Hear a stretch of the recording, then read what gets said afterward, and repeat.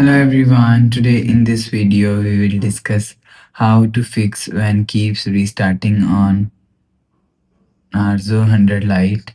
Let's start the video if you want to fix this problem. So go to app library.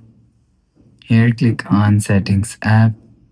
Now in setting, scroll down to and click on system and update. You will see first option is software update. Click on software update and you will check your software update is latest. If it not latest, update your software latest. After update software latest, go back to home screen. You will see your problem is solved. But if it's still not solved, if you want to fix this problem, so click on settings app. Now in setting, scroll down and click on system and update. Click on backup and reset. And click on reset phone and click on factory reset. After click on factory reset, enter your phone pin and click on clear. After click on clear, go back to home screen. You will check your problem is solved.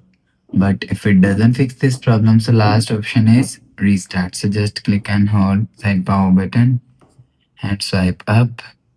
After swipe up, and you will see your phone is restart. After restarting, enter your phone pin. You will check your problem is solved.